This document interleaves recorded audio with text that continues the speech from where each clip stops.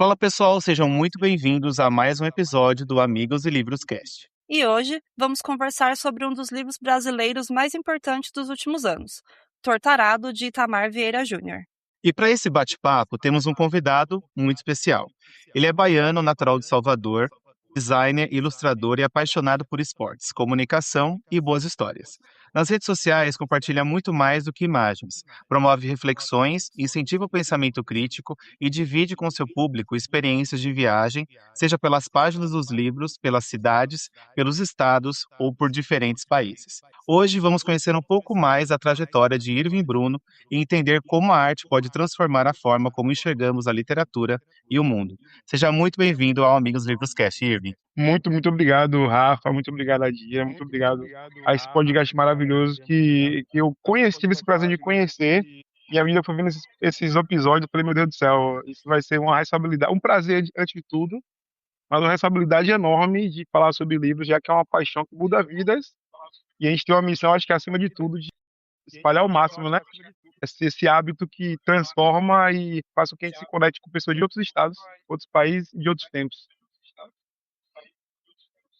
Sim, com certeza. Antes da gente começar a falar de leituras atuais e tudo mais, Irving, conta pra gente como começou essa paixão pela leitura, quais são as suas primeiras lembranças? Onde começou? O que você tem de lembranças? Pois bem, esse hábito da leitura, ela começou, acho que como muitas pessoas ao redor do Brasil, eu sou nascido e criado numa família evangélica neopentecostal. E como eu vim na Assembleia de Deus, lá na Assembleia de Deus tinha muitos negócios da leitura da Bíblia, tudo isso. Então, eu venho de uma família que não tem o hábito de ler, assim, outros livros, literatura e por aí vai, mas tinha aquele hábito de ler versículos bíblicos e discutir. Mas olha que meus pais só liam versículos bíblicos, meus avós. É muito interessante que a gente tem muitos cristãos no Brasil que se dizem cristãos, mas não leem a Bíblia toda, só leem alguns versículos bíblicos, repetem Sim. versículos. E eu não, eu de fato comecei a ler ali a Bíblia e eu fiquei, nossa, que histórias fantásticas, né? E a Bíblia tem algumas histórias tão fantásticas, né? Criação, o Jardim do Éden, Adão e Eva, e por aí vai. E isso eu ficava fascinado. E eu me lembro que minha família falava assim: olha, não lê outras coisas, isso aqui, vou ler qualquer coisa, avisa pra gente antes, porque pode ser do diabo, e por aí vai. Mas essa proibição me remete muito, por exemplo, ao personagem Emil Sinclair, do É. livro Damian.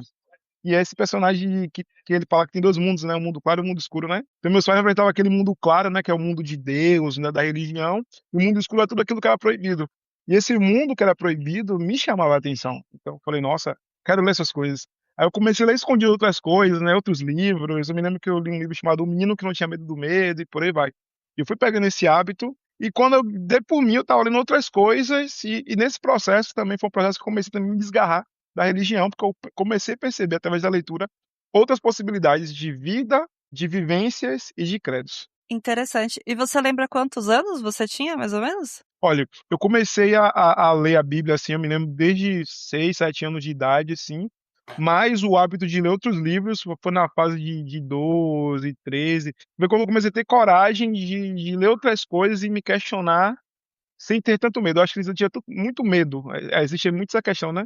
Em algumas igrejas Sim. evangélicas, de tipo, se você ler outras coisas, você vai se desviar da fé e o diabo vai destruir sua vida. E eu tinha muito esse medo. Mas à medida que eu fui explorar outras leituras, eu percebi que existiam outras possibilidades. Aí quando eu cheguei na fase dos 15 anos, aí engatei de vez. Eu fui lendo outros livros. Me lembro que foi preparação para o vestibular e quando eu cheguei na universidade, pronto. Eu engatei de vez em outras leituras e me permiti ser o Irving Bruno que gosta e ler outras coisas além daquilo que antes era só o que era liberado. Legal. Não, é bem interessante você falar, porque eu também cresci num lar cristão. A minha mãe também era cristã na época, e o meu pai não era. Minha mãe já estava num segundo relacionamento. Dentro de casa eu tinha esse incentivo e o cuidado de só ler o que era permitido ali, vamos dizer assim. E o Uhum. meu pai sempre gostou muito de ler, e ele não era cristão. Então ele trazia outros livros, outras coisas, e ele incentivava essa leitura. Minha mãe não se importava tanto, ela até, vamos dizer que ela permitia também. As pessoas de fora ali da igreja, quando me viam com algum livro na mão, alguma coisa, às vezes acontecia de eu ir da escola para a igreja direto com um livro no braço, alguma coisa, nossa, ouvi várias críticas, várias coisas, como assim? Você tá Sim, lendo isso? Cadê sua mãe? Ela sabe que você tá com esse livro na mão? Essas coisas assim. Mas sim. vou dizer que é comum, né, nesse meio cristão ter essa Hum. limitação, vamos dizer, com a leitura. É isso, não é só Pode falar. limitação, né? Essa questão, né, de você impedir que a criança e o jovem têm acesso a outras literaturas, que é muito esse medo, né, desse jovem ele perceber outras possibilidades. Sim, sim. E você lembra algum título específico dessa época aí, 12, 15 anos, que tenha te marcado muito? Eu acho que o primeiro foi esse, que é O Menino que Não Tinha Medo do Medo. Eu esqueci até quem é o autor, mas essa obra me marcou, porque eu acho que quando você é criado num lar evangélico, a fé no Brasil, ela é muito comum que a gente cresça, essa fé ela seja imposta através do medo. Então, olhe, se Sim. você fizer tal coisa, você vai ser punido, você vai para o inferno, sua vida vai ser amaldiçoada, aquilo tudo. E eu tinha muito medo de assistir filmes que não eram aprovados pela minha família, ler livros que não eram aprovados pela minha família, ter amizades que não eram aprovadas pela minha família. Eu sempre fui instruído que minhas amizades e meu futuro relacionamento deveria ser com uma pessoa que compartilhava da mesma fé, das mesmas crenças. Eu tinha muito medo de explorar o mundo. Eu digo que fui uma criança muito medrosa, mas muito curiosa também. Mas chegou um momento que a curiosidade ela começou a vencer. E esse livro eu acho que ele foi estopim para eu vencer o meu medo de explorar outras coisas, porque eu tinha até medo de pensar. E quando eu via que tinha algum pensamento que era discordante do que eu fui ensinado, eu comecei a sentir medo. E eu acho que o livro que também me deu estopim para pensar sobre outras coisas foi quando eu li um livro chamado O Silêncio e o Ódio, o Racismo, da Ofensa e o Assassinato. Foi de uma autora francesa e ela abordava o como o racismo na sociedade ele arruína a vida de pessoas, né? E ela conta 3 histórias, né, nesse livro. E quando eu li isso, eu falei: "Meu Deus do céu". Foi ali naquele momento que eu me entendi pela primeira vez como um homem negro e me entendi também que a ignorância, de fato, ela não só causava danos, mas ela é responsável diretamente pelo assassinato e extermínio de pessoas, de povos, de etnias e por aí vai. Então acho que foi naquele momento que eu falei: "Meu Deus do céu, eu preciso quebrar minha ignorância, porque se eu me manter ignorante, eu posso acabar caindo nesses preconceitos". É, são leituras bem específicas e que trazem muitas reflexões, né. E aí eu fiquei pensando aqui enquanto você ia falando, que o Brasil é gigantesco, mas tem algumas coisas que a gente consegue perceber que acontecem em qualquer lugar. Eu e o Rafa somos de São Paulo, a gente cresceu em lar Sim. cristão também. Eu me enxergo nessas mesmas preocupações que você diz, tipo, eu tinha o medo de pensar diferente, eu tinha medo de questionar algumas coisas que me passavam pela cabeça, eu queria saber mais, eu queria ler mais, eu queria entender mais fora daquela bolha ali que eu convivia. E a gente tem muito isso até hoje nas religiões, né? Sim, sim, não. Infelizmente, isso é uma coisa que acontece no Brasil. Eu acho que existem coisas que desde a colonização, do início da colonização até hoje, elas permanecem a mesma, né? Eu acho que nesse sentido, eu acho que a catequização, né? A catequização e o controle do pensamento, ele é estruturado Uhum, baseado usando a religião como instrumento, né? Bem forte. E isso permanece até hoje, impedindo muita gente de acessar obras maravilhosas, seja no teatro, no cinema, na literatura e por aí vai. sim. A nossa cultura é riquíssima. E quando foi que você percebeu que ser leitor fazia parte da sua identidade? Rapaz, eu acredito que eu só me vi como leitor tem muito pouco tempo. Eu acho que eu me via muito mais como um Sério? curioso e sério, sério, porque eu acho que eu gosto muito de conversar nessa questão da troca, do diálogo. No meu dia a dia, as pessoas ao meu redor não falavam sobre determinados temas ou as pessoas diziam que não sabiam. Por exemplo mesmo, eu perguntava para minha mãe e para meu pai, por exemplo, por que a Terra é redonda, perguntava para meu pai e minha mãe por que a gente tinha sobrenomes que não são africanos, já que as pessoas que eram europeias têm sobrenomes europeus e por aí vai, e meus pais não sabiam responder. E a galera falava assim: "Ah, você vai ter que procurar nos livros". Eu me lembro que quando eu pegava um livro, eu esquecia que eu estava lendo, porque de fato, na minha cabeça alguém estava me contando uma história. Então essa questão do storytelling, e isso é tão real que eu demorei para ler não ficção. Eu sempre gostei de histórias de ficções ou histórias que mesmo sendo reais, né, elas contam a história, tem um storytelling ali. A leitura para mim era como se fosse uma conversa mental, se mentes do passado ou mentes da atualidade, mas que moram em outros lugares, estivesse conversando comigo e me ensinando coisas que eu era curioso. Então, a gente vai lendo um livro e essa obra ela responde algumas perguntas, mas ela abre para outras perguntas. Então essa curiosidade vai crescendo, crescendo, crescendo, e eu acredito que até hoje o que me move é a curiosidade. Eu tenho muito medo, aliás, de perder a curiosidade pelas coisas. É muito bom. De fato, a curiosidade é algo básico que a gente não pode perder nunca. A euforia de criança, de querer saber mais sempre e explorar as coisas. Eu também Fazer tenho um essa preocupação.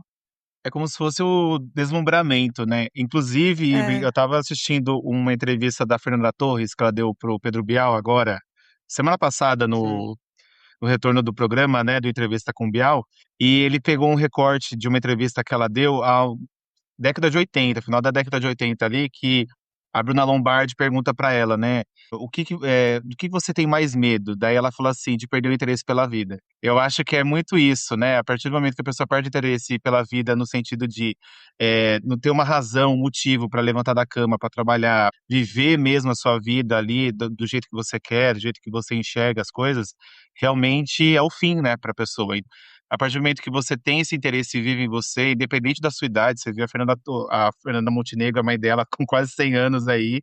Gente, é Sim, impressionante, assim, a capacidade, né? Estou dando um exemplo, mas, enfim, pode ser qualquer idade. Então, independente da sua faixa etária, eu acredito que o interesse pela vida, ele está sempre presente assim, no hoje, né? E não no que vai ser ou que já foi. sim, sim, Sim, perfeito. sensacional. E eu acho que se conectando com o que a gente estava falando anteriormente sobre como a religião, infelizmente, ela é usada para quebrar isso, eu acho que a curiosidade, ela muitas vezes Uhum. ela é condenada, porque a curiosidade ela leva a um lugar que muitas vezes líderes ou instituições não querem.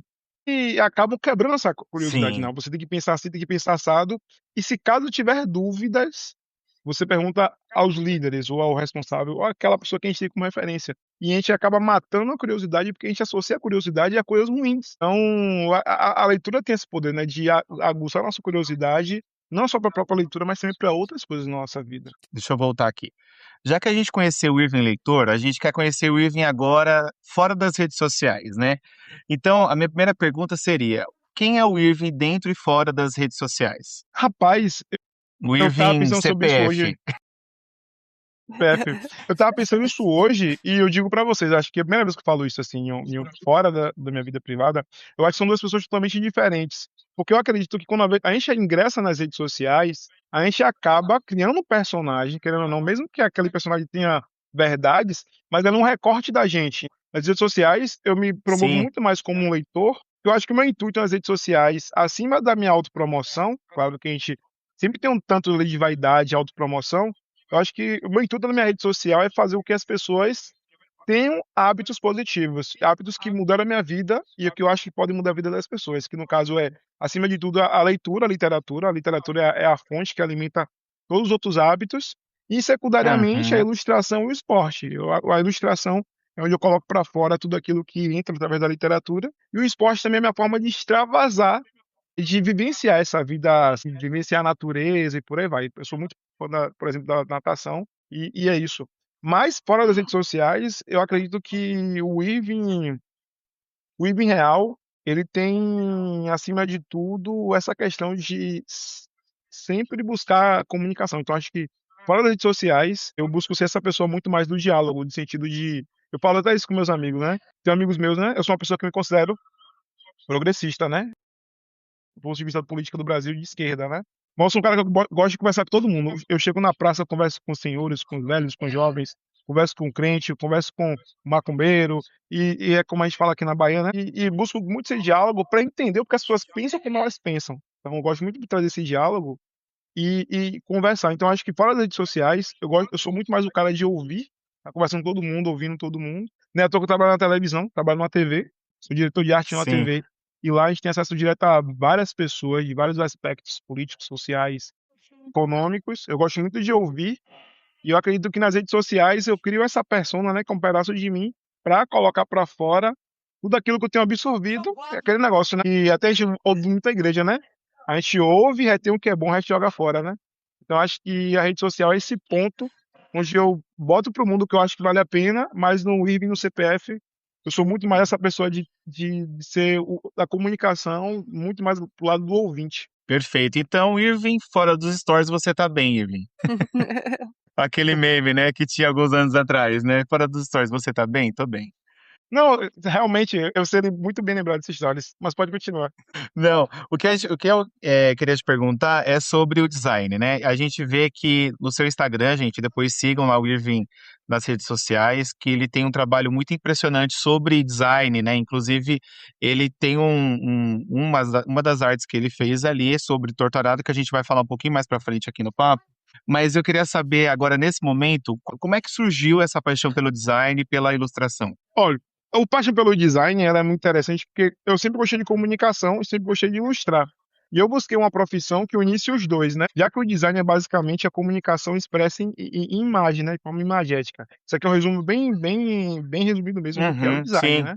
E como eu sou menino de origem pobre, de favela, a primeira coisa que a gente aprende é buscar uma profissão que a gente não passe fome.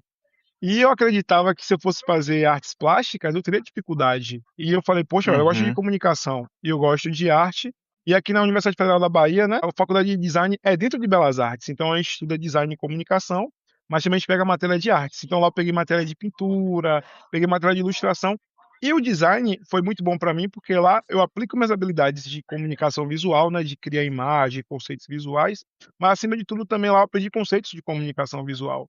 E eu acredito que uhum. nós, né, nós como pensadores, uma coisa que eu falo sempre para meus amigos, a gente como pensador, a gente tem que saber se comunicar. Tem muitos pensadores que não sabem se comunicar. Isso é triste. Enquanto você vê pessoas com Sim. intenções ruins e com pensamentos prejudiciais, que são mestres da comunicação e conseguem levar pessoas e consegue criar efeitos manadas, a gente que busca trazer a literatura, a cultura e esse enriquecimento psicossocial, a gente muitas vezes não sabe se comunicar. E eu acho que a minha paixão pelo design, ela surge com essa paixão da arte, com a comunicação, e ela se fortalece através desse processo, desse propósito de levar cada vez mais a arte, a literatura para as pessoas. Nesse sentido, a comunicação é uma ferramenta de sair da minha cabeça, né, das nossas cabeças, para chegar nas pessoas de uma forma correta. Perfeito. Irving, eu costumo pensar que um dos maiores poderes que alguém pode ter é a palavra. A Sim, palavra, ela pode movimentar multidões. A gente, né, percebe o que aconteceu na Segunda Guerra Mundial. É quando uma pessoa tem o poder, poder da palavra e era de uma forma, independente do resultado, muito bem feita e muito bem executada, você viu o que aconteceu e o que o mundo se tornou a partir daquilo. E isso é um exemplo, né? A gente tem vários outros, mas é isso que você trouxe através da palavra e da arte também, como isso pode ser transformado em algo de bom. Eu acho que cada vez mais a gente precisa de pessoas que têm, né, esse papel que você tem, assim, você é uma pessoa muito vocal. Eu até falei, comentei com a Dira antes de a gente falar com você, eu falei, eu acho que o episódio do Dream vai ser um episódio que vai render muito, assim, pra gente, porque ele tem ideais muito Sim. parecidos com os nossos também, né, nessa parte, assim, de ser uma pessoa, de ser mais progressista, de a gente se preocupar não só com a nossa bolha, mas a gente é, viajar entre outras bolhas e entender outras realidades, ou Brasils também, né? sim, Assim, São Paulo é um Brasil, Bahia é um Brasil, o Rio de Janeiro é outro Brasil, e tem essa, eu acho que a leitura é muito essa janela, essa porta para a gente conhecer outras realidades, né? Eu acho que é a literatura, os filmes também. Esses dias eu estava assistindo uns filmes de um diretor iraniano, o Kiarostami, que é um diretor que inclusive já morreu alguns anos atrás. E, gente, eu tava assistindo, assim, gente, filmes do Irã de 1987, com problemas que a gente vê hoje, assim, 2026. Então, a gente percebe que os problemas, né, são universais, mas que, de alguma forma, dentro de um contexto daquela região, daquele país, né? Então, eu também sou muito curioso, Ivi, nessa parte que estavam falando no início, né? Essa curiosidade de conhecer outras realidades, de outras pessoas. Então, eu acho isso fascinante, assim, também. não, eu falei perfeito, sua fala é engraçado como a gente vai, a curiosidade vai levando a gente para lugares diferentes e aí, quando você para pra você perceber, tá assistindo filmes iranianos dos anos 80, Sim. isso é incrível. Eu acho isso sensacional, velho, essa viagem, essa capacidade que a gente tem de viajar no tempo, né? Sim. E falando sobre viagem, Irving, é esse o tópico do nosso próximo assunto aqui, porque a gente percebe, a gente viu ali no seu Instagram também, que você é uma pessoa que gosta muito de viajar. E eu não tô falando de viagem pelas páginas agora, mas de pegar o Sim. passaporte, de pegar um avião, de pegar um ônibus.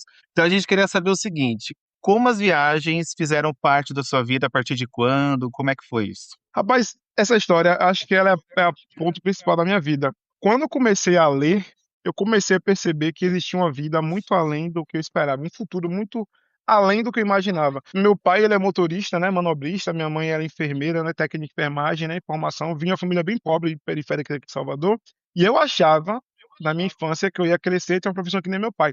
Fazer faculdade no meu tempo, eu tenho 32 anos de idade. Para mim, fazer faculdade era uma coisa inacessível, porque não tinha os projetos do Uhum, ProUni, nada do tipo. A universidade particular era muito cara e a pública só acessava filho de papai.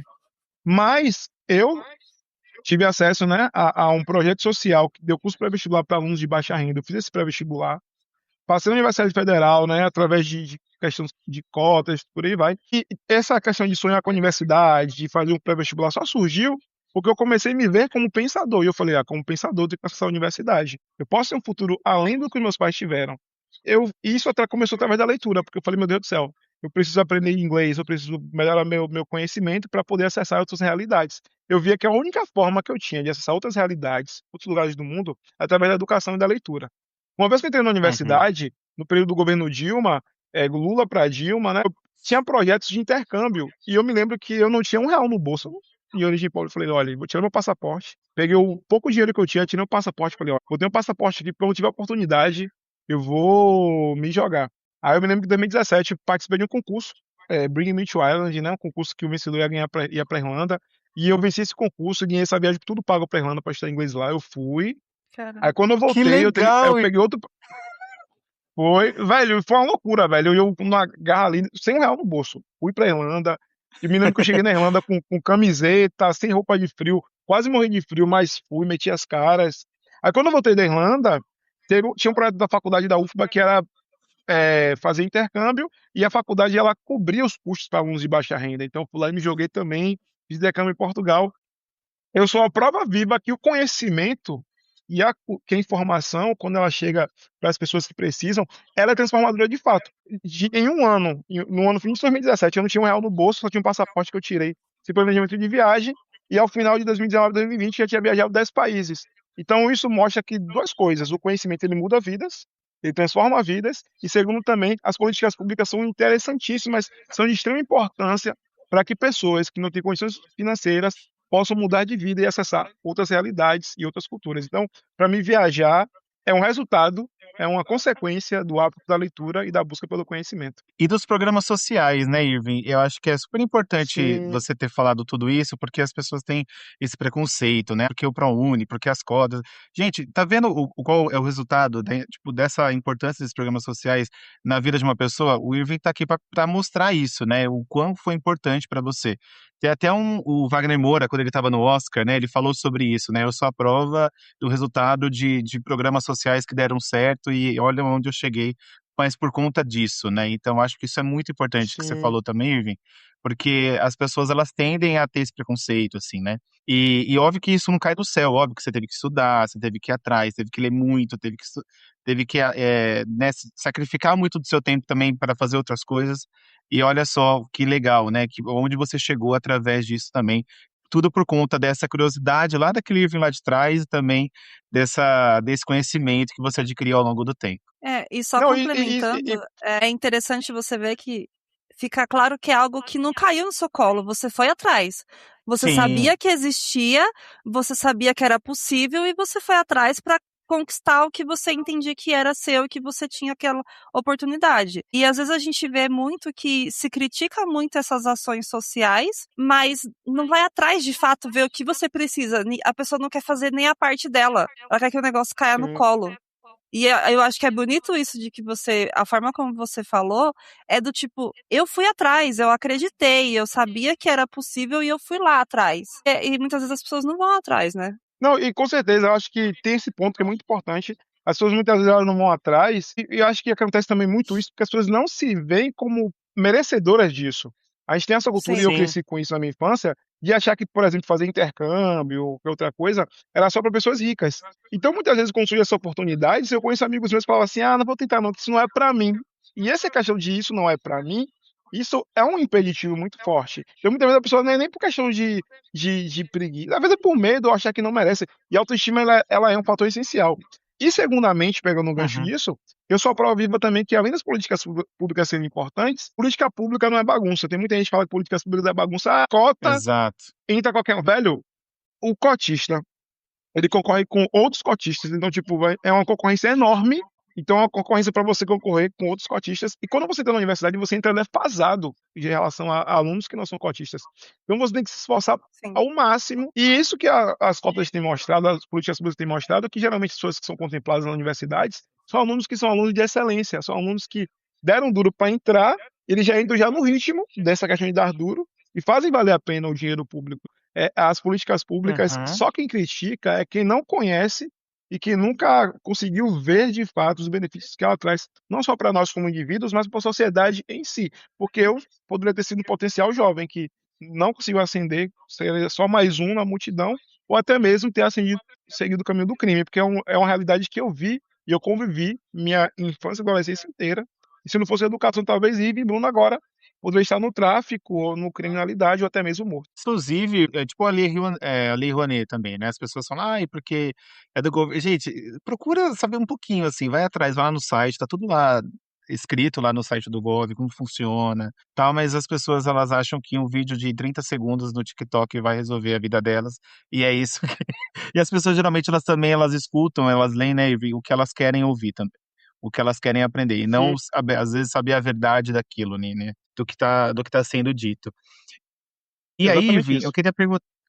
eu queria te perguntar também, quando você começou essa ideia de viagens e de leituras e dos seus estudos, como nasceu a ideia de você compartilhar essas experiências também nas redes sociais? Eu acredito que tudo começou porque as pessoas chegavam para mim para me perguntar. Eu me lembro que quando eu fiz meu intercâmbio, muita gente chegou para mim e falou assim: aconteceu o que com você? Você ficou rico? Aconteceu o que com você? Como é que você saiu desse jovem? Como Pessoas chegavam para me assim? perguntar: Como assim você como foi? assim você foi? Como assim você está em outro país? Como assim você conseguiu entrar numa universidade pública?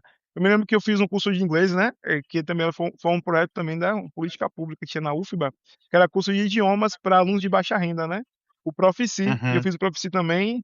E eu me lembro que quando eu comecei a aprender inglês, meus pais falavam assim: Oxe, como é que você aprendeu? Você aprendeu inglês de onde? Que eu não vi você, sabe?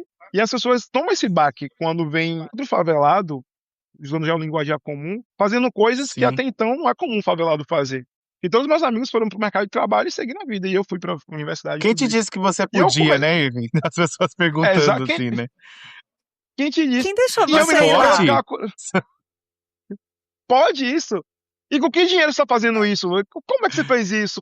E eu me lembro que a galera chegava para mim e me perguntou, eu falei, velho, e isso só aconteceu comigo porque, como eu disse lá anteriormente, eu fiz o curso pré-vestibular, que foi um projeto social, curso pré-vestibular para alunos de baixa renda.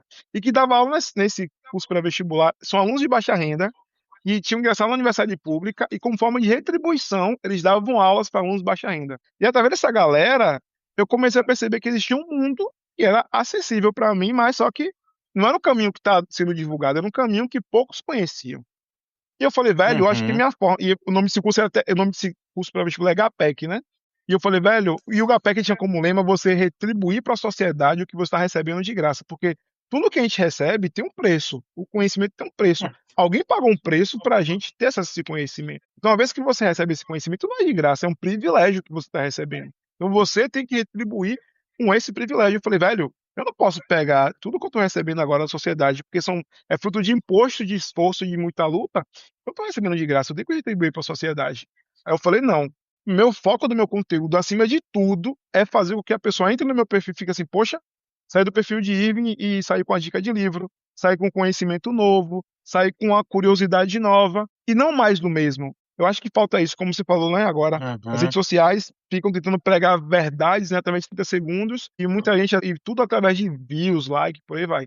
Eu acho que, acima de tudo, o meu conteúdo é uma forma de retribuição para a sociedade. Eu busco assim, ó, esse conteúdo agrega na vida de alguma pessoa, toca em algum problema, algum ponto que é importante, que de fato muda a vida de pessoas, porque eu sou fruto desse tipo de propósito, desse tipo de ação. Então, acho Sim. que a rede social, ela consegue ampliar esse tipo de ação, de forma de devolver à sociedade tudo aquilo que a sociedade me trouxe de bom. Eu acho que esse é o grande lance, né, Irving? Eu costumo falar para Dia assim que eu tô na bolha de booktube, livros, enfim, já faz muito tempo, já faz mais de 10 anos, assim, mas eu não como influenciador, mas como um consumidor mesmo disso. Mas eu percebo que cada vez menos eu acompanho pessoas que realmente levam a sério esse trabalho de influência literária, né? Tô dizendo já na bolha literária, mas, enfim, pode ser isso para qualquer outro âmbito. Muitas pessoas, eu acho que é isso que você falou, né? Por views, por likes e tal. Assim, será que realmente tá curtindo aquilo que tá fazendo? Será que tá. Eu acho que quando a gente fala de literatura, é óbvio que tem ali, você pode às vezes trazer alguma coisa mais leve, uma coisa de humor, mas eu acho que é uma coisa tão séria assim também, né? Que você acaba tirando a credibilidade do trabalho tipo, de um autor que escreveu algum livro, algum trabalho de alguma editora que desenvolveu aquele projeto. Então, o Ive, sendo bem sincero, eu falo pra Di, né? Eu acompanho pouquíssimos hoje e que Eu realmente eu também. vejo que levam muito a sério aquilo, né? Tipo, traz ali um vazamento, uma avaliação crítica daquilo que tá lendo. A gente trouxe aqui a Cris Siqueira, que é uma influenciadora que acompanha há muitos anos, ela e o marido dela, o Cris e Panda. Não sei se você conhece. E eu acho muito legal porque ela sempre traz um viés assim de crítica mesmo. Será que você só está lendo ou você está de fato lendo aquilo? Porque ler por ler todo mundo lê. Mas será que você está analisando? Será que você está fazendo essa análise, né, de tudo ali, daquele conteúdo? Eu acho que tudo bem, você pode ler qualquer coisa, mas assim, será que você está trazendo isso de, né, como aprendizado ali para você? Eu acho que no seu conteúdo, pelo que eu tenho visto ali no Instagram, eu acho que é muito isso, né? Você traz ali uma interpretação daquilo que você está lendo, de acordo com a sua visão de mundo. Então, acho que isso é muito Sim. rico, assim. A gente precisa de mais pessoas, pelo menos nas redes sociais, que sejam cada vez um ambiente mais saudável, onde pessoas como o Irving têm esse lado, assim, né, de trazer esse enriquecimento de conteúdo para as pessoas. Porque, pelo menos, eu não acho muito interessante você fazer um conteúdo que a pessoa fica jogando o livro no chão, molhando o livro, Ah, esse tipo de não. coisa, Não, né? gente. Ou então, Sei ai, eu lá. li 40 livros este mês. Falar, ai, não, Ai, meu Legal. Deus do gente. céu. Você absorveu o quê? Você absorveu o quê? Você relaxou o quê ali? Sei lá, tipo, o que que você aproveitou dessas 40 leituras? Tipo, não dá. Sim. É, Então, é, acho que é isso. É a sociedade da performance, né, Irving, que a gente está vivendo hoje. com certeza, com certeza. E É isso a que você falou de sociedade da sociedade da performance, performance. é interessante você falar isso, Di. Posso chamar você de Di? Já ficando mais íntimo já de Pode, vocês. pode. Isso que você falou é uma coisa que me pega muito, velho, me pega muito. Eu me lembro que quando eu me entendi como influência literária, né, a gente vai fazendo as coisas, depois se descobre, né? Fica, meu Deus do céu, virei influência literário. Eu Sim. percebi que nesse Uhum. meio, Você se uma das coisas descobre. que afasta, você se descobre. E concordo com vocês muito. Existe uma coisa que me adoece muito, é que criou-se uma lógica, duas lógicas que me adoecem muito, né, do meio literário. Primeiro, que essa lógica é do desempenho, é uma lógica capitalista pra caralho, e o capitalismo é onde ele bota as mãos dela, ele Uhum. estraga e envenena as coisas. E essa lógica de você destruir a leitura porque você tem que ler mais. E também é uma coisa também que me quebra isso, que é a mesma coisa que eu tinha na universidade pública, que eu sinto também no meio literário. A universidade pública, ela é muito interessante porque ela apresenta uma visão de mundo diferente do que a gente vê do convencional do dia a dia, né? Mas só que existe muito essa Uhum. estética burguesa dentro da universidade pública, que é do progressista burguês.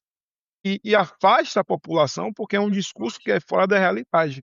Eu lembro que tem uma vez que eu discuti com uma amiga, de forma resumida, eu discuti com uma amiga minha, que ela falou assim, ó, que não tinha paciência para pessoas que votavam em Bolsonaro.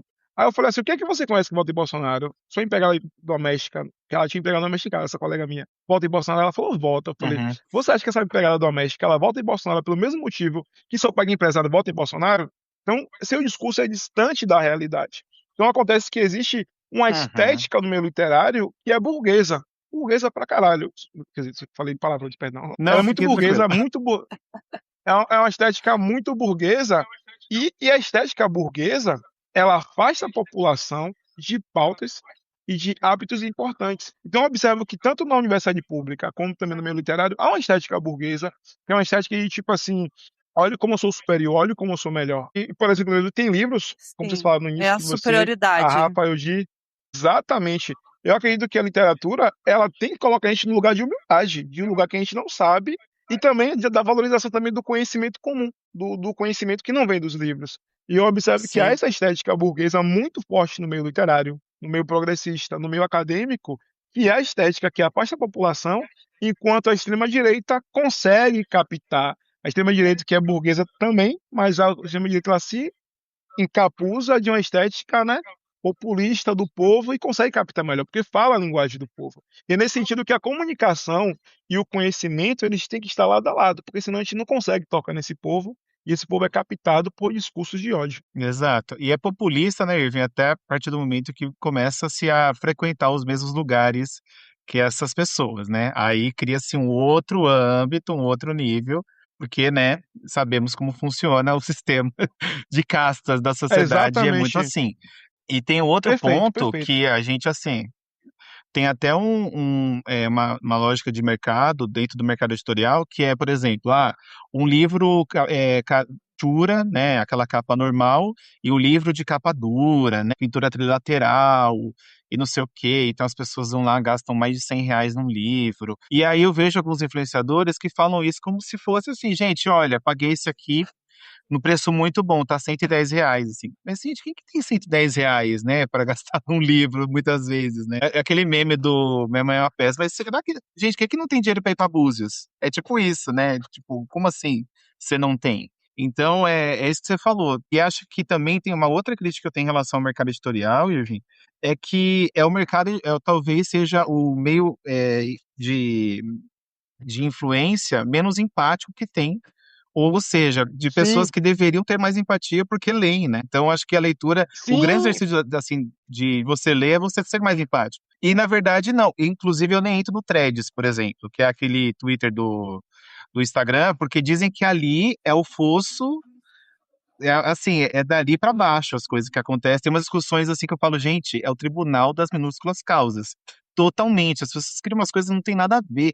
Então, assim, é isso que você falou. Leitura poderia ser algo para deixar as pessoas mais conscientes, mais politizadas, mais inteligentes, mas isso não acontece com todo mundo, infelizmente. perfeito, perfeito. Eu concordo e assino embaixo aí, tudo que você falou. E aí, Vi, eu queria falar um pouco sobre agora. A gente falou sobre as suas experiências de viagem, sobre a questão também do seu trabalho como designer, né? A gente vai falar um pouco agora sobre a sua ilustração célebre, que foi a capa de Torto Arado. Para quem não sabe, o Irving ele foi reconhecido, né? Inclusive até numa entrevista do próprio Fantástico, o Irving apareceu lá. Uma celebridade de Salvador, gente, temos aqui hoje. E aí, o Irving, o Irving, eu queria que você comentasse um pouco sobre esse processo de criação, como foi criar essa ilustração de Bibiana e Belonísia. Belonísia. Eu quase esqueci Sim. aqui das duas protagonistas de Torto Arado. Conta pra gente, Irving, como é que foi esse processo de criação? E eu queria saber também uma curiosidade aqui, se o próprio Itamar Vieira, o próprio Itamar Vieira Júnior, que é o autor do livro, também chegou a falar com você, ele viu a obra, como é que foi? Rapaz, essa história é interessante porque ela tem um fundo que muita gente não sabe. Antes de tudo, eu conheço o Itamar antes da fama, porque quando a gente estudava na UFBA, Itamar acho que ele fazia doutorado em geografia, eu estava na graduação, e a gente fez Sim. profici juntos, a gente fez curso de inglês juntos, esse mesmo curso de inglês. Que E eu me legal! lembro que a galera Olha, a gente se conhece da UFBA. E o Itamar não era nem famoso. Eu me lembro que o Itamar ele lançou o livro dele primeiro lá em Portugal, né? O Torturado ganhou o prêmio Leia Isso, o lá. Torto Arado E foi lançado depois lá foi lançado primeiro. no Brasil. Isso. E o Itamar, quando o Itamar ele começou antes de ele ficar famoso, eu me lembro que eu li a obra dele e eu falei, pô, Itamar, você lembra de mim? Eu sou o Irving, ajudou na UFBA, tudo isso. E o Itamar, ele ainda continua sendo uma pessoa acessível, mas ele é uma pessoa que era tão acessível, não era famoso ainda, que eu tinha comprado o livro, ele foi e mandou o livro pra mim, da casa dele, ele morava aqui perto de mim. Que E ele mandou legal! o livro para mim escrito, tudo isso. E o que é interessante, quando o Itamar ele lançou o Doutorado, quem fez a ilustração inicial da capa foi uma ilustradora chamada Aline Bispo. Ela fez essa ilustração aqui que não tem rosto. O estilo de pintura dela não tem rosto. E eu falei, poxa, velho, quando eu li Uhum. Doutorado, a Bibiana Belonícia poderia ser minha mãe, minha avó. Então eu fiz uma ilustração dando rosto aos personagens, colocando rosto nos personagens. E essa ilustração estourou. E o Itamar, foi aí que o Instagram começou a chegar muitos seguidores, começou a chegar muita gente, porque a galera já gostava da ilustração da Aline Bispo, e eu fiz essa releitura colocando rosto. E quando eu coloquei rosto, coloquei olhos, quando a gente coloca rosto nas coisas que a gente gosta, traz um potencial. E acho que nesse sentido é que o design Sim. entra, né? Você dá imagem para um conceito, para uma ideia, para uma obra, né? E eu me lembro que Você o Itamar ele personifica compartilhou aquilo, essas né? personifiquei, pronto. A obra ela estourou, fiz amizade com a própria Aline Bispo e a gente se seguiu no Instagram, trocou figurinhas também, e com outros artistas também. E muita gente começou a chegar no meu Instagram. Eu acho que foi naquele momento que eu falei, de fato, meu trabalho como ilustrador e pessoa que fala sobre literatura ganhou de fato uma relevância que eu não imaginei que ia ter. E depois que teve essa reportagem no Fantástico, eu tive o prazer de conhecer a Maju Coutinho, né? E porque eu faço parte de um grupo chamado Torto Aradas, né? Que é um grupo de pessoas que amam o Itamar Vieira Júnior e o livro Torto Arado. E a gente foi lá para essa entrevista, então isso ganhou uma repercussão nacional e chegou muita gente no meu Instagram e eu acho que ali, nesse momento, eu falei, nossa, realmente essa obra mudou minha vida. Aí depois eu passei com a Editora Record, com a Astral Cultural, com a Sextante. Foram coisas que eu não planejei, mas só porque eu estava falando sobre livros e desenhando sobre livros, essas coisas foram acontecendo. Impressionante. É muito legal. A arte, inclusive, depois, gente, a gente compartilha também ali no nosso Instagram. É uma arte linda que o Irving fez.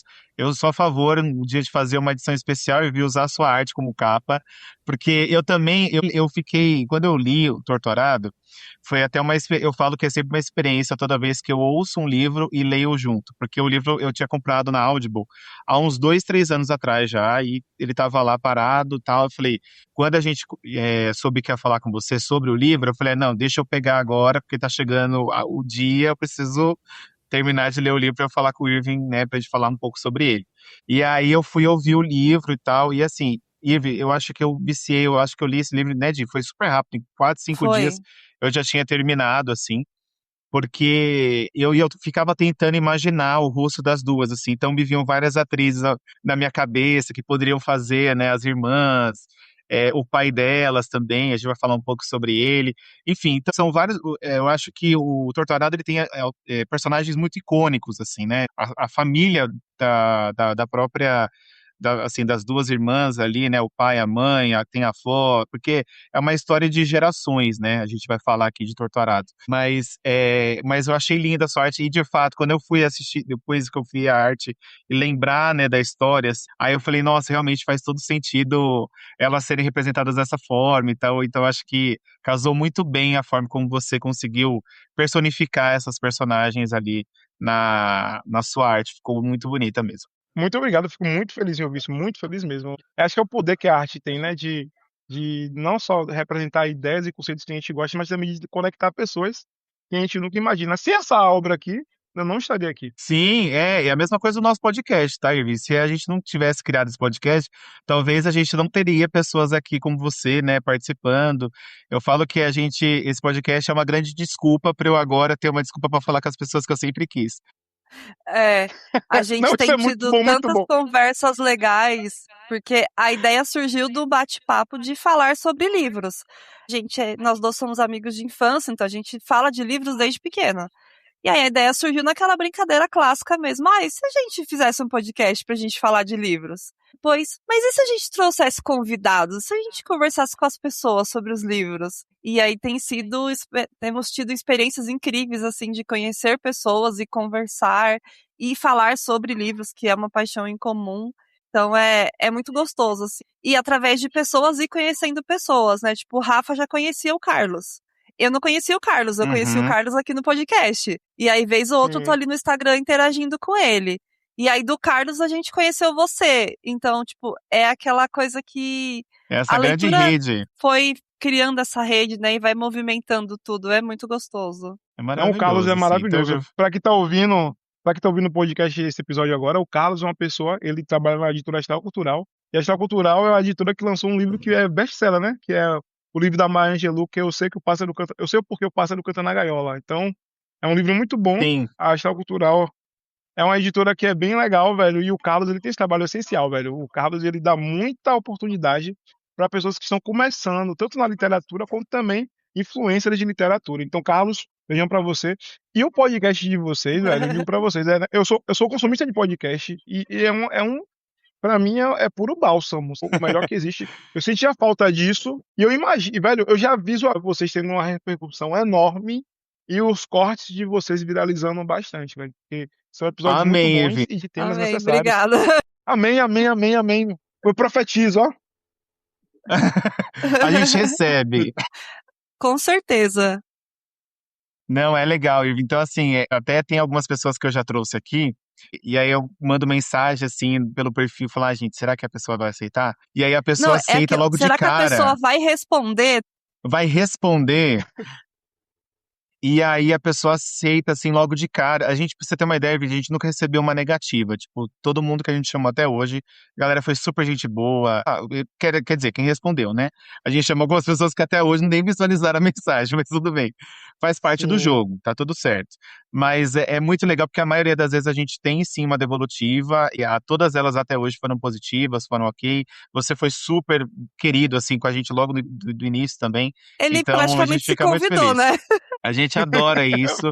E, Irving, a gente espera que você tenha muita participação com a gente ainda, tá? Esse é só um primeiro de muitos, porque o Irving tem uma longa bagagem de livros que eu também acompanho ali, o que eu já vi que o Irving também gosta. Falei, então, ixi, gente, o Irving vai ser só a primeira vez que ele vai estar aqui com a gente ainda.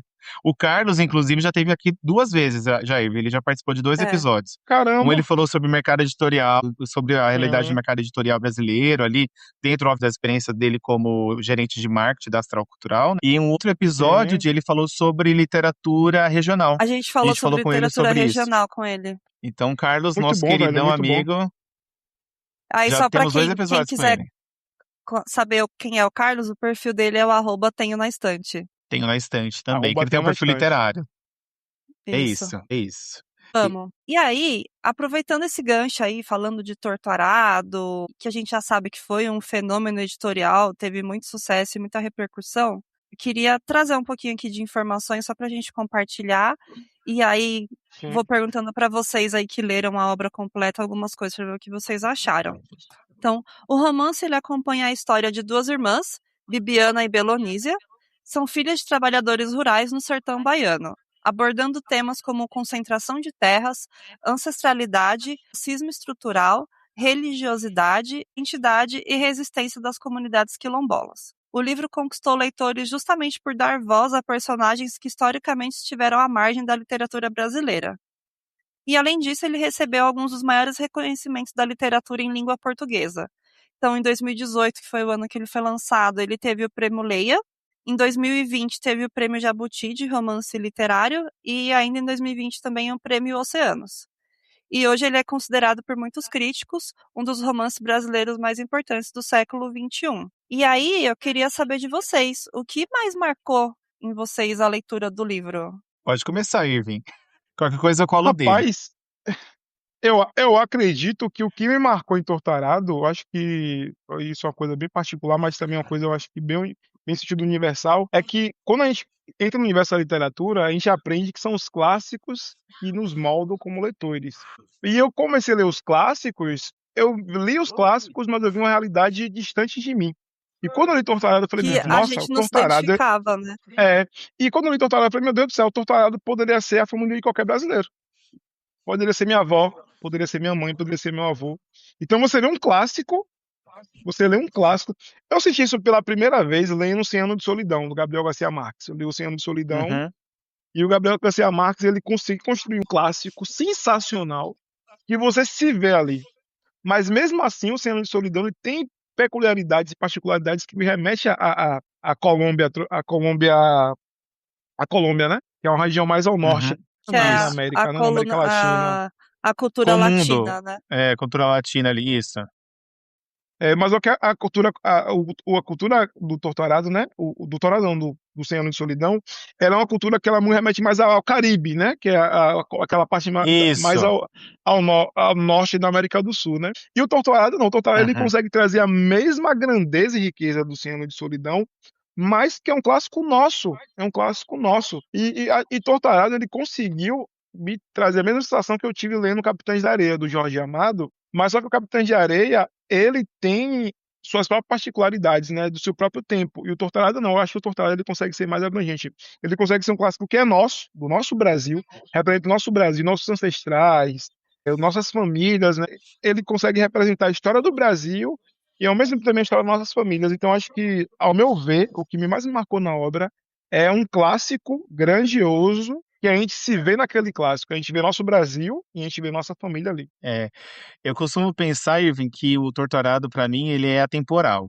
Porque Sim. ele se passa num cenário ali, num recorte pós-escravatura, né? Isso no papel, mas sabemos que não é assim que as coisas funcionam no livro. Que a gente aqui vai, a Belonísia e a Bibiana, elas são filhas de pessoas que moram numa fazenda ali, né? Como se fosse num recanto ali dessa fazenda, e os pais delas trabalham para essa família, né? Os Machados, se eu não me engano, eu não lembro agora. Peixoto. Peixoto. Os Peixotos. Peixoto, é. Eles trabalham lá nessa grande fazenda e tal.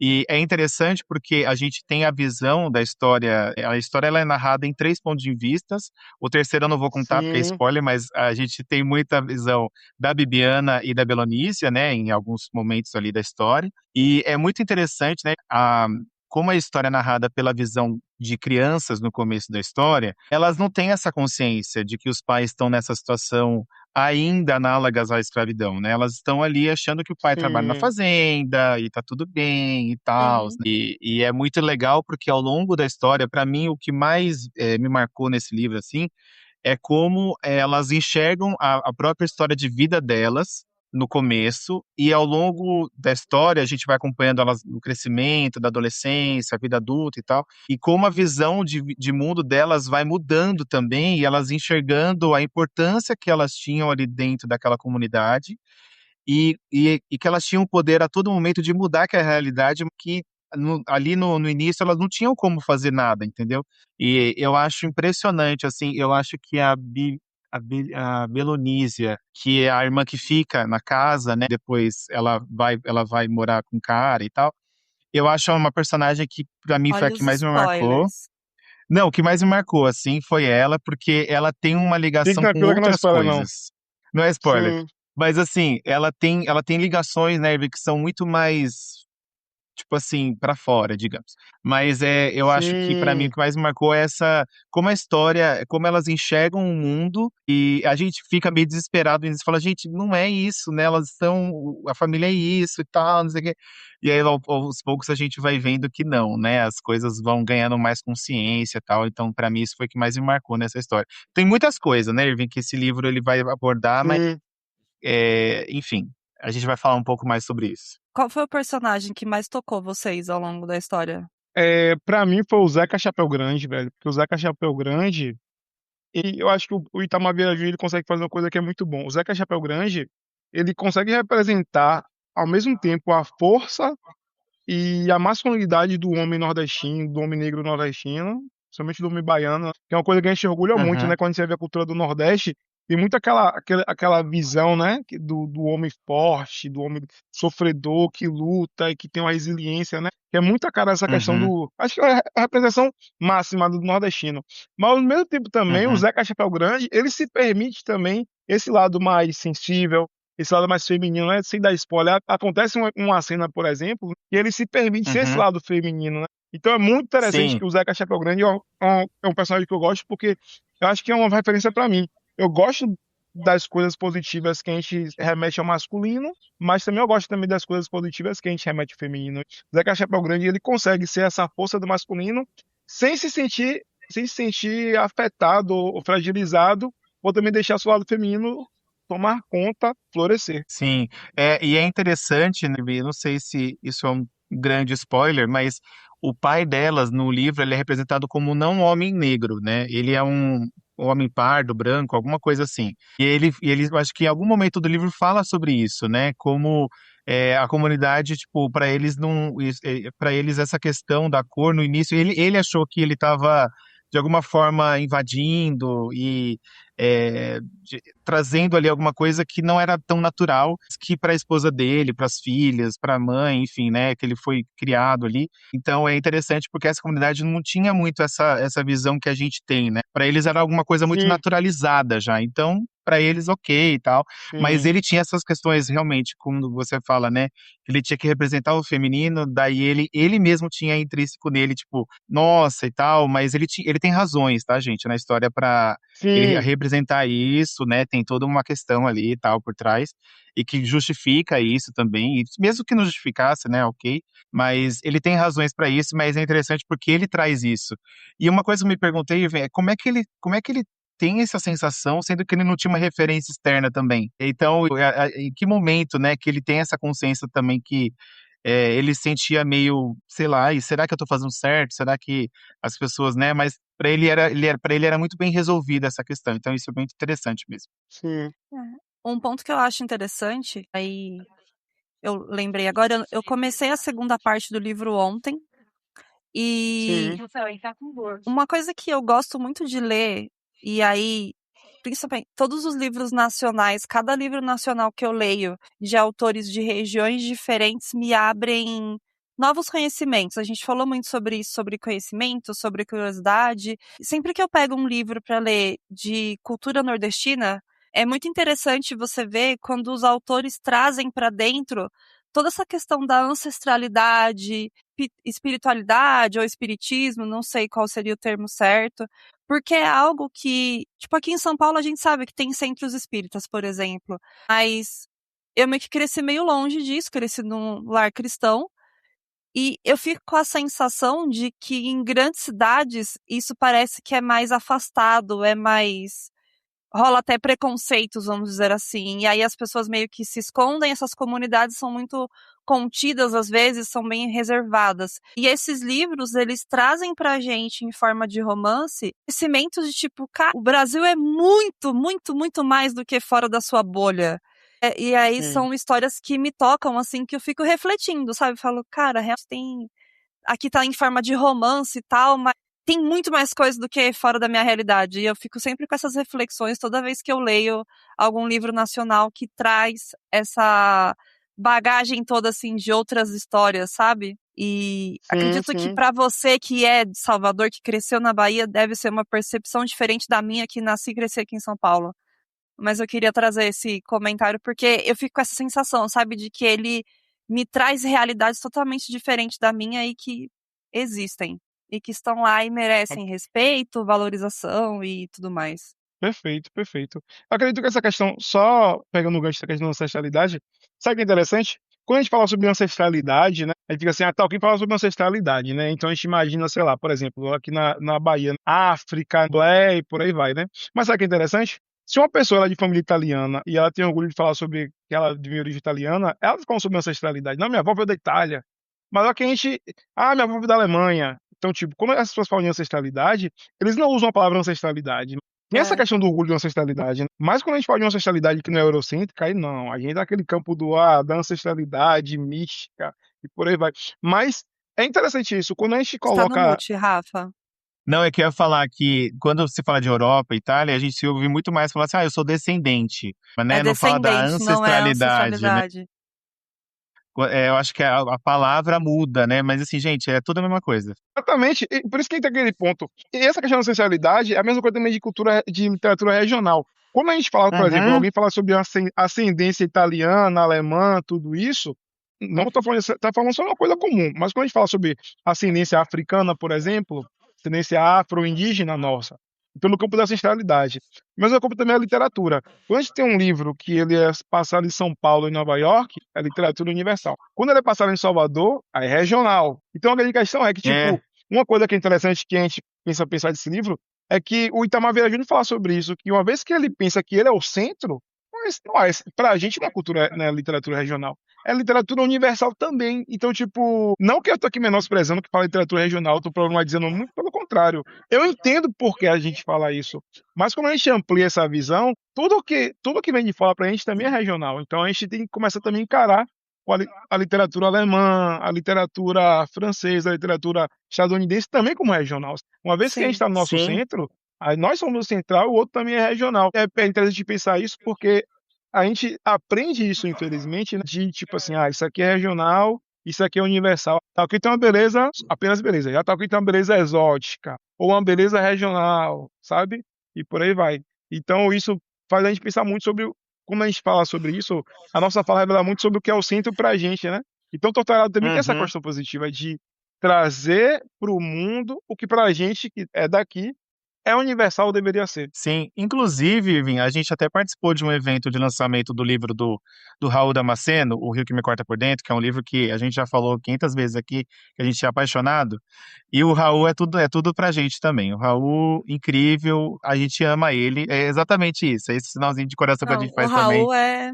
Ele é excepcional. E aí, lá no evento de lançamento, tava ele e o Patrick Torres também, que é um outro autor lá da Astral, que fez o Cozer das Pedras, Ver dos Ossos também, que é Olha maravilhoso. lá, Ela também, assim, os dois corações. coraçãozinhos. E uma das perguntas que foi feito no evento foi exatamente sobre isso. Tipo, ah, você considera que o seu livro é literatura regional ou literatura nacional, literatura brasileira, né? E aí o Raul, ele falou assim, ah, para mim eu não vejo nenhum problema se a pessoa falar que é regional ou não, né? Porque a história do livro dele, ela se passa no Ceará e a do Patrick se passa no Piauí. E aí é interessante porque cada um teve uma visão diferente, assim, né? Ah, não, eu acho que o meu sim é literatura regional, porque ele trabalha as questões daquela região ali. Mas se a gente for olhar realmente num prisma, e como a gente falou lá no começo do papo, né? A questão lá de um filme do Irã de 1980 e pouco. Gente, os problemas são universais, sempre vão ser universais. As necessidades das pessoas sempre vão ser as mesmas, só muda de CEP e endereço. Mas esse é um outro assunto, né, que a gente até trouxe aqui.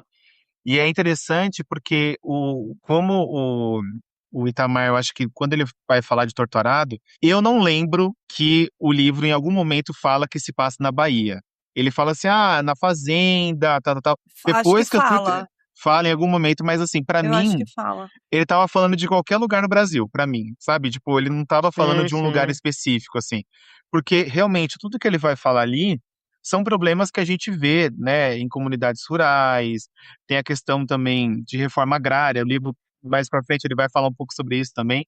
E eu acho que é um pouco sobre o trabalho real do próprio Itamar Vieira Júnior, né, que ele trabalha com isso também como geógrafo. Mas é legal isso que no caso do Torturado, eu estava assistindo uma entrevista do Provoca que ele deu para o Tais há 3 anos atrás, isso em 2022. Sim, A entrevista foi para o ar. E aí, sempre que a gente vai falar de um livro, eu sempre vou atrás de alguma entrevista, quando o autor fala do livro e tal, só para a gente ter até repertório para trazer aqui. E é interessante porque o Torturado ele não foi lançado de fato no Brasil, inicialmente, ele foi lançado lá em Portugal, e ele só foi lançado aqui no Brasil porque ele ganhou um prêmio, que é o Prêmio Leia, em 2018, lá em Portugal, e ele ganhou um prêmio até em sim, dinheiro e tal. E aí, quando ele ganhou esse prêmio, que aí sim, alguma editora aqui no Brasil falou, viu, né, o valor nessa história dele, falou, não, vamos publicar aqui e tal. E pra mim, assim, Irving, o Torturado, eu não cheguei a ler Vidas Secas do Graciliano ainda, mas ele é o nosso, ele é o nosso Vidas Secas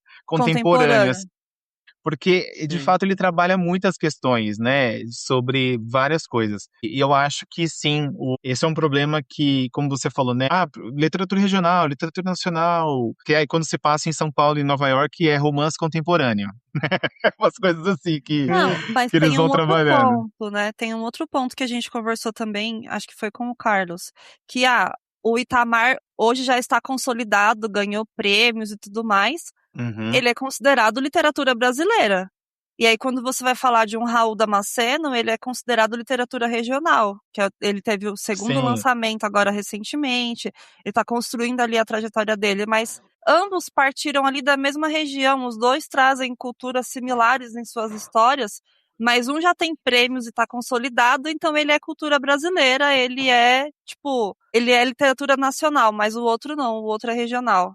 Então, eu acho que Sim, também tem sim. essa questão, entendeu? Carla Madeira é mineira e retrata ali recortes de regiões específicas também, mas ela é literatura nacional. Ela não foi Sim, sim. considerada literatura regional. Sim, sim. Não, eu concordo. Na verdade, minha opinião sobre isso, tudo isso, eu não vejo problema nenhum em alguém falar que é literatura regional. Existe muito É, eu essa também é, briga, como você não. falou no thread, dizendo, ai meu Deus do céu, o pessoal fica a briga das pequenas causas. Acho que é uma perda de o tempo e tudo tribunal. isso. Agora, eu acho que é importante, na verdade, eu acho que é importante a gente debater esses temas, mas eu acho que nas redes sociais, debate virou sinônimo de briga. Então, se você E fala uma Sim, coisa preguiça. que Eu tenho preguiça.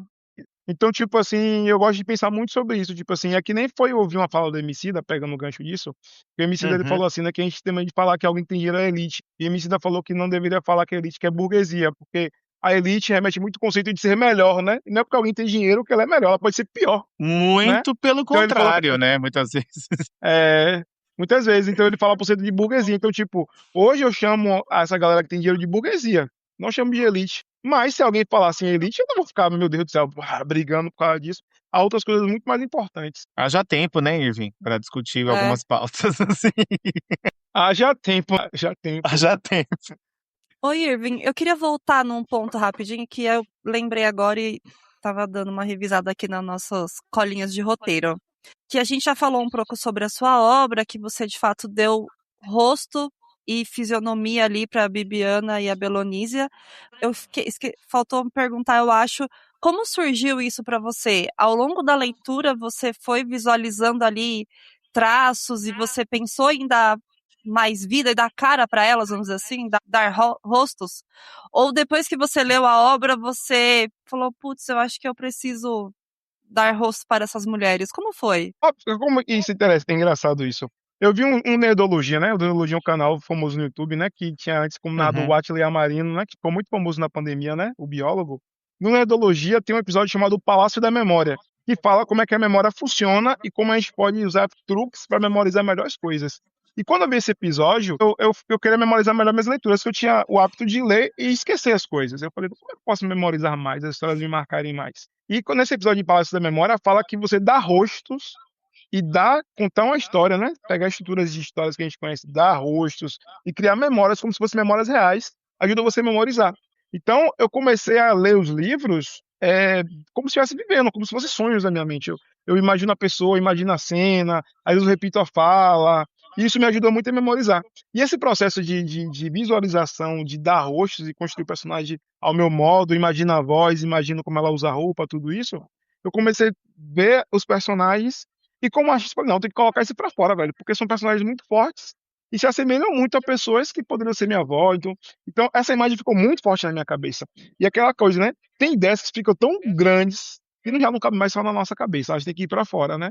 E a gente pode colocar pra Uhum. fora, seja falando no podcast, né? Como vocês fazem. A gente pode colocar, seja na escrita, como o Itamavira Júnior faz, ou a gente pode colocar na ilustração, como eu fiz. Então, acho que quando a gente materializa algumas coisas, elas se tornam fortes, né? Criam prédios em nossa cabeça, né? Ou palácios, né? E elas crescem Uhum. tanto que chega um momento que ela é que nem quando o Zeus ele pariu Atena. A Atena, na mitologia grega, ela nasce da cabeça de Zeus, né? Eu acho que as boas ideias são que nem a Atena. A gente é que nem Zeus, nós somos deuses, né? Da criação. Mas algumas ideias a gente nem cria. Elas brotam da nossa cabeça, elas explodem o nosso crânio e saem porque elas se tornaram maior, ou elas requerem um espaço maior do que a nossa própria mente. Eu acho que nesse sentido é isso. Eu acho que a fala, a escrita, as resenhas de internet, os podcasts são isso, né? A gente absorve tanta coisa boa, né? Que a gente tem que colocar para fora de alguma forma.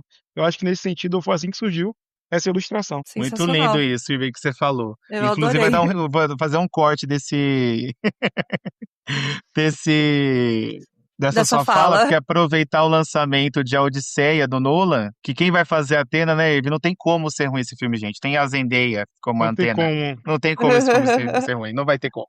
Não vai ter como mesmo. Se quiserem me chamar, se quiserem me chamar pra gente falar sobre esse filme do Nolan, que eu sou um fã do Nolan, sou muito fã da mitologia grega e tem um livro que eu indico para todo mundo que tá ouvindo aqui podcast, que é Troia, o Romance de uma Guerra, do Cláudio Moreno. Cláudio Moreno, aliás, tem um Olha podcast que só. fala sobre mitos gregos, né? E tem um livro chamado Troia, o Aham. Romance de uma Guerra, então é uma obra que eu gosto muito. E essa roupagem que o Cristiano Novo está trazendo, que está tendo muita polêmica, eu acho que vai ser um sucesso e tudo para ser bom. E a gente pode também, se vocês quiserem, a gente abordar mais o porquê, o que o Christopher Nolan está trazendo, tem muito embasamento teórico. Interessante. Interessante. Eu não sou muito da bolha cinematográfica, não, tá? Eu fico mais às margens, assim, eu assisto algumas coisas, mas o Rafael é piradíssimo, vocês podem Eu trocar amo, muitas Ivi. figurinhas. Se deixar, eu moro no cinema. Deixar, eu tô Sim. lá toda semana. Aí, ó, Eu uma dica gosto então para muito. você, ó. Você já conhece Salvador? Ainda não, ainda não. Tá na listinha da vida. Tá na A minha gente lista. fala Você sabe isso já há que muitos anos. o Kevin, Quando vierem, vão no cinema Glauber Rocha, né? O Glauber Rocha é um cineasta muito famoso, né, brasileiro. Ele que aham, produziu e dirigiu O Deus e o Diabo na Terra do Sol. E aqui tem um cinema, velho, que é muito histórico de Salvador, que pra você que é fã de cinema, pra você que ainda não é tão fã assim de cinema, vocês vão amar, velho. É um ponto turístico sensacional de Salvador. Eu indico pra todo mundo. Venha conhecer Salvador, vamos no cinema Glauber Rocha, que é sensacional. Ivi, eu tô doido. Na verdade, eu nunca fui pro Nordeste, assim, em nenhum lugar. Eu quero muito ir pra Bahia, né, Salvador, obviamente, e para outros estados aqui. Salvador eu até cheguei a pesquisar, porque eu vou sair de férias semana que vem. Mas aí eu vou Sim. acabar indo pra Paraty, porque eu vou pra Flip. Eu nunca fui pra Flip, vai ser a minha primeira experiência, assim, então eu tô super animado. Mas com certeza Salvador está no meu roteiro, viu, pra ir. Eu tenho até uns amigos que moram aí, eles falam, vira de mexe, eles perguntam, e aí, quando é que você vem e tal? E aí eu sempre protelo, mas isso fica uma dívida aqui pra eu poder conhecer Salvador. Ah, vocês vão amar, vocês vão amar. Salvador é sensacional. Não, com certeza, com certeza. Irving, tem alguma obra que você sonha em fazer alguma ilustração? Rapaz, velho, atualmente Eu tenho, tipo assim, mais que me parece, são poucas obras que eu tenho vontade de fazer uma ilustração. Poucas. Já fiz ilustração do Tudo é Rio, foi uma obra que me marcou bastante. O Avesso da Pele, com o Jefferson Tenório. Já fiz Homens Pretos Uhum. Não Choram, né? Do Stefano Volpe, o Torto Arado, que foi o primeiro. Eu já faço algumas ilustrações, mas eu admito que tem muito tempo que eu não leio uma obra assim que me pega de jeito, né? E tem uma coisa que eu gosto de ouvir muito, que a gente tem que ser piriguete literária, né? A gente tem que ser piriguete literária. Se um livro não pegou a gente de jeito, a gente abandona, e se pega de jeito, a E gente vai pro vira escravo, próximo. né? Do livro. Vai pro Exato. próximo. E já tem algum tempo que um livro não me pega. Tenho lido livros muito bons, assim, mas de uma obra me pega assim. Então, acho que os livros que eu já desenhei são livros que eu tenho, que eu gostei muito, eu desenhei. E até então não tem nenhum ainda que me pegou. Eu acho que um livro que tem potencial de me pegar, velho, de eu fazer ilustração sobre isso, é o Demian do Raymond Huss, que eu tô relendo agora. Eu li a primeira vez, ele mais novo. Mas eu acho que eu não entendi tanto assim ele. Gostei, mas eu acho que não entendi tanto.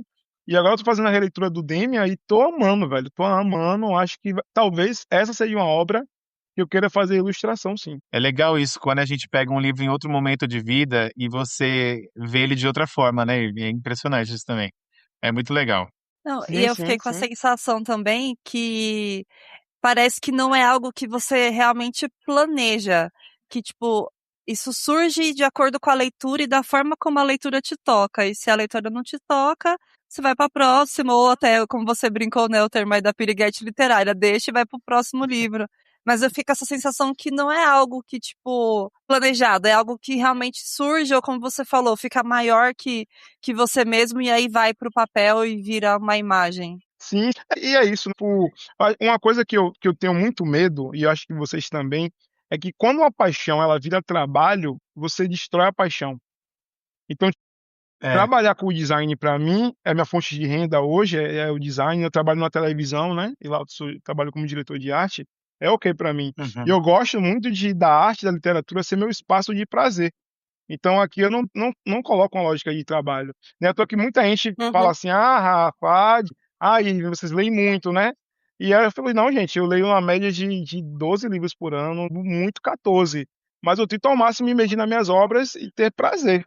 Uma vez que eu colocar essa lógica de ter que ler tantos livros por ano e criar essa lógica de eu vou matar esse meu hobby. E se eu perder esse hobby, se eu matar esse hobby, eu morro.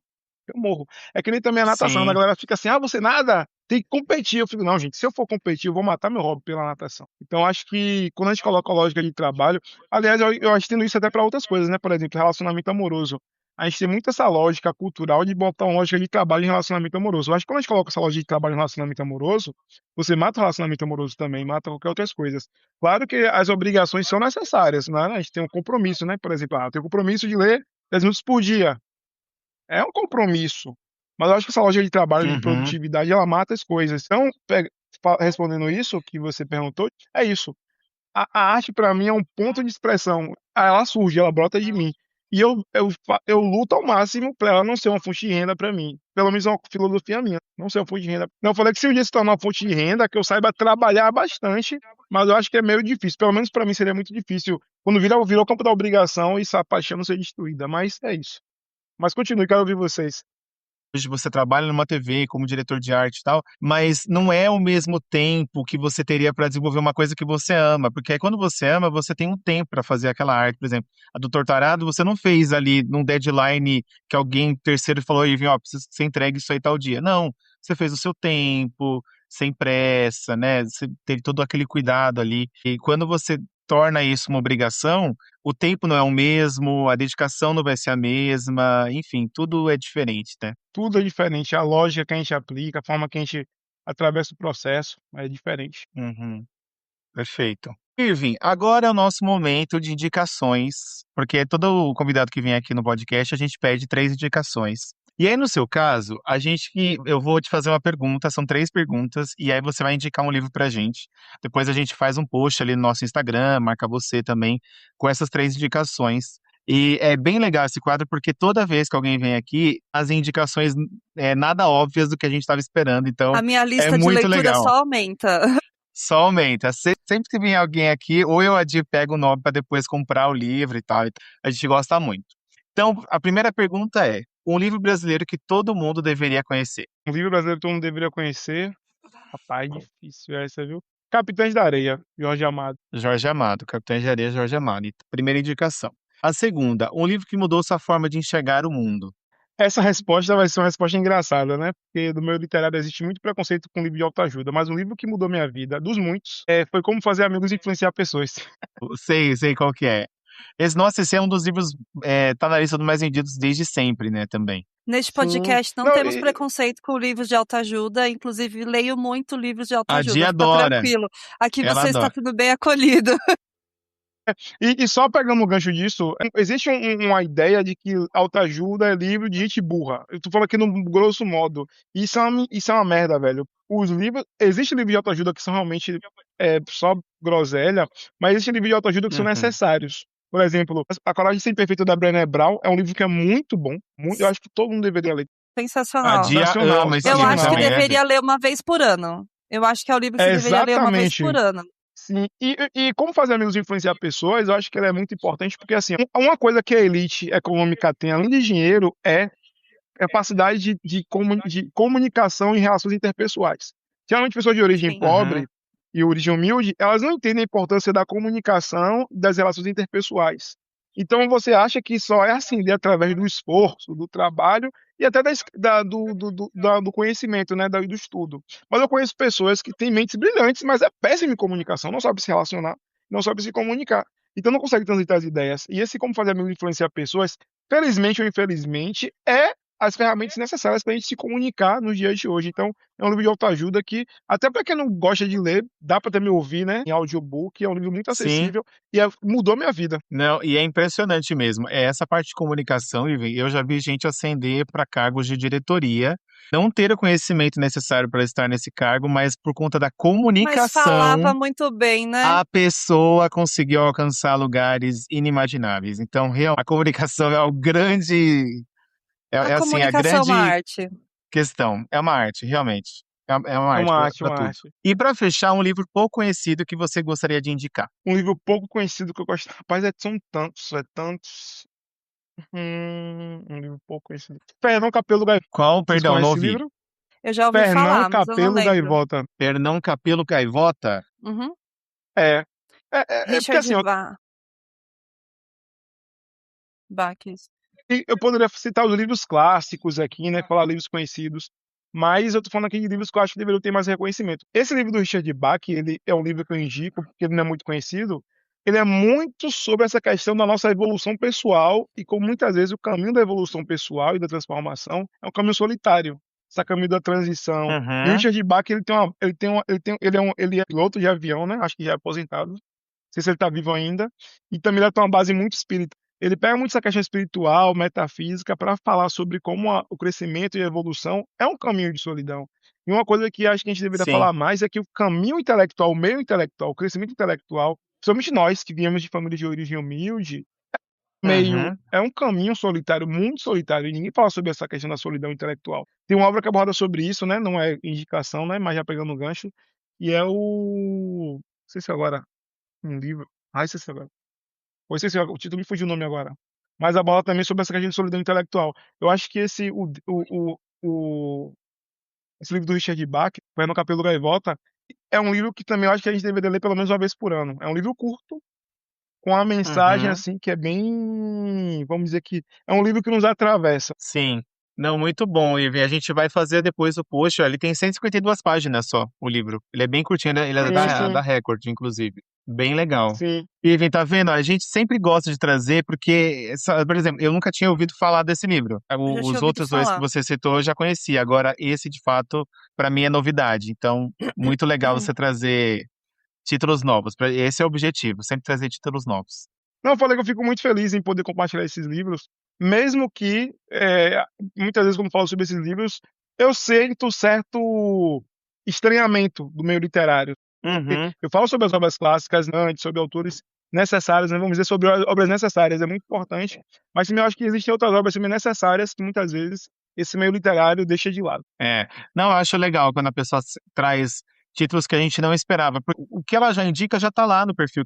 O tal do Quem Me Conhece Sabe, né? Já sabe que eu vou indicar tal coisa. Sim. Então esse quadro é para subverter isso mesmo, pra gente trazer coisas novas. E aí, para fechar, Irving, tem só uma pergunta extra aqui que eu queria trazer. Se alguém terminou Torturado hoje, qual seria uma próxima leitura ideal que você indicaria? Se a Pessoal, pessoa terminei termina. Torturado hoje e queria ler alguma coisa nessa linha.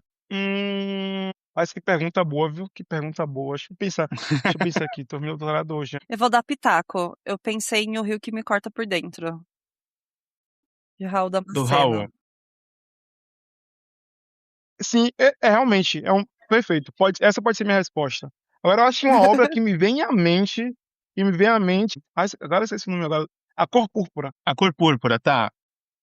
Sei, é A da. Cor Ai, como Púrpura. é que é o nome? Com a Cor Púrpura, sim. Tô até pegando aqui. É da Alice Alice Walker, né? Walker. Isso. Sim, Alice Walker.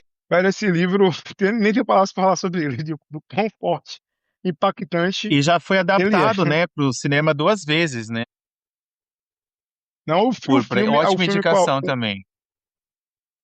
e o filme também com o Goldberg, velho. Meu Deus do céu. Ah, meu Deus do céu. Essa obra é boa demais. Boa demais. Mas é forte. É forte. Se prepare para fortes emoções. Ah, eu adoro filme que tem que chorar, filme forte. Eu adoro. E pra mim, pode vir. Tá tudo certo. Não, beleza. Então, ó, temos 4 indicações que depois a gente vai fazer um post lá e a gente marca o Irving também. Irving, infelizmente, nosso papo está chegando ao fim, mas assim, eu queria agradecer você demais, foi maravilhoso assim a sua participação aqui. A gente sabia que o Irving ia render pra gente aqui no bate-papo, e eu Sim. acho que o mais legal, Irving, é a gente trazer convidados que são eles mesmos, assim, sabe? Quando a gente está entrevistando, a pessoa ela fala com uma empolgação, com um brilho nos olhos e tal. Então, pra gente foi muito especial essa participação aqui, tá? Muito obrigado. Não, eu que agradeço demais, velho. Esse projeto de vocês, que eu volto a dizer. Nem rasgação de seda, como o pessoal fala aqui, né? Porque eu tô aqui, não. Tô aqui, vou elogiar só pra dizer que eu elogiei. Eu digo de fato, projetos como esse são importantes. Além, eu acho que a internet de hoje, ela tá sendo poluída por muito ruído prejudicial. Então, uma vez que ela já Uhum, existe, de fato, influenciando as pessoas, a gente é como se fosse o bálsamo, né? Um bálsamo pros ouvidos, pra nossa mente. Então, o sim. trabalho de vocês é importante demais, velho. E é um prazer enorme, velho. Eu espero que através de mim o podcast de vocês alcance mais e mais pessoas. E isso venha se multiplicando que nem uma bola de neve, né? Mas uma bola de neve positiva, né? E alcançando pessoas e esmagando com uma bola de neve esse mar de ignorância. Sim, muito Muito obrigado, bom. Irving. Foi incrível, assim, foi muito bom ter você aqui com a gente. Deixa seu Muito, perfil, muito Irving, para as obrigado. pessoas que quiserem te seguir. Gente, então aqui, ó. Se vocês quiserem me seguir, procure lá Irving Bruno, Irving com IRVING, G de gato, Bruno. Botou Irving Bruno, achou lá, é fácil. É um nome que minha mãe caprichou pra ninguém se confundir. E é isso. E Realmente. lá no meu Instagram, se vocês forem lá, vocês vão encontrar não só resenhas literárias, mas eu vou falar sobre temas que eu acho que são importantes. E sobre dicas também que eu recebi para minha vida, que eu vou compartilhar também, porque eu volto a repetir. Eu acho que se o que a gente faz não tiver o propósito de tornar o mundo melhor, eu acho que para mim nossa existência não tem sentido. Mas quando a gente coloca propósito, e esse propósito ele faz o mundo se tornar melhor, eu acho que a nossa existência ela ganha um sentido e um valor inestimável. Sim. Perfeito. Irving, gente, fala muito bem, né? Muito emblemático. Eu adorei, cara, adorei. Muito Ô, bom. Irving, uma dúvida. Teremos Irving Bruno na Bienal de São Paulo? Podemos esperar a presença ilustre? Rapaz, infelizmente não, velho, infelizmente não. Eu ainda tô nessa e aqui já abriu um spoiler da minha vida. Eu tô desse plano aí, e no futuro próximo tá totalmente home office, que eu trabalho num emprego home office e trabalho no outro emprego presencial. Esse emprego Aham. presencial, apesar de um emprego que eu gosto muito na TV, ele me prende muito. Então esse planejamento aí para ficar sempre preciso do home office e para mais eventos. Eu fui agora na Feira do Livro em São Paulo, foi muito bom. Participei da Bienal do Livro da Bahia e espero em breve estar sempre em office para participar de mais eventos literários. Não só pelo evento em si, mas eu acho que nesses eventos literários, que acho que vale muito a pena ir, a gente encontra pessoas que nem o Rafa e que nem a Dira. Então, são Uhum. eventos que valem muito a pena. Sim. E eu gosto muito de cidade de São Paulo, velho. Tava aí agora esses dias e São Paulo é um lugar que todo mundo, o Brasil todo se encontra. E nos eventos literários aí, meu Deus do céu, você encontra gente do Brasil todo e é sempre trocas maravilhosas e gostosas. Sim, né, a gente vai participar na semana que vem, né, de Off Bienal, que é um evento que Sim. foi criado ali por conta daquela Bienal De de Curitiba que Curitiba. não rolou e tal. Então a gente vai participar na semana que vem lá, estaremos lá. E depois eu vou para Flip. Então também é outro evento que a gente sempre quis ir também. E aí depois teremos a Bienal, né? Daqui 2 meses. Daí todo convidado que a gente traz, a gente pergunta, e aí, a gente vai te ver na Bienal e tal, mas a gente sabe que tem outras questões ali que acabam impactando. Mas, Irving, não é a primeira vez, tá, que você vai vir aqui. A gente quer que você participe outras vezes ainda. Deixa a gente pensar numa outra pauta que seja legal você trazer, e se você puder sugerir também. Mas foi maravilhoso o episódio com você aqui. Sim, muito Muito obrigada. obrigado a E vocês. obrigada. Imagina. E obrigada a você que nos acompanhou por mais um episódio do Amigos e Livros Cast. Sigam a gente em todas as redes, @Amigos e Livros Cast, e conta pra gente nos comentários. Já leu Torto Arado? O que achou da história? Ou qual livro brasileiro você acredita que todo mundo